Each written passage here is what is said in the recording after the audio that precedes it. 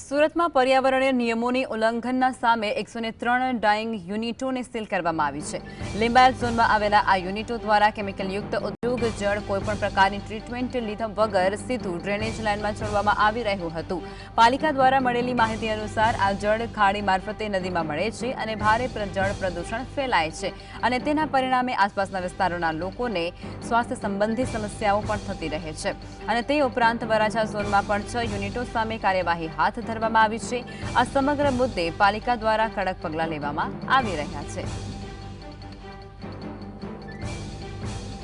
સંવાદદાતા સાહિશ વધુ વિગતો આપશે, ફોનલાઈન પર જોડાઈ ચૂક્યા છે। સાહિશ, સુરતમાં અત્યારે જે કંપનીઓ છે તેને સીલ કરવામાં આવી રહી છે કારણ કે પ્રદૂષણયુક્ત પાણી તેમના દ્વારા વગર ટ્રીટમેન્ટે છોડવામાં આવે છે નહેરમાં, શું છે વિગતો?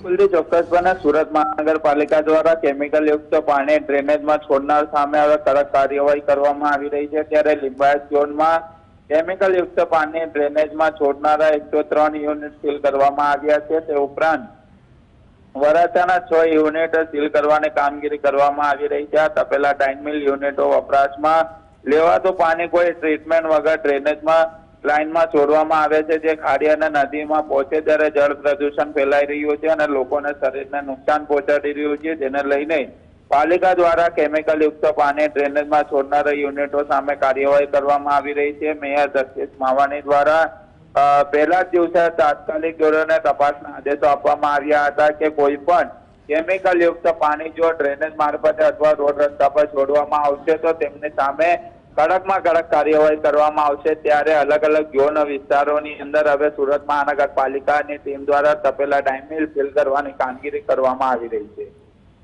જી સાહિશ, આભાર।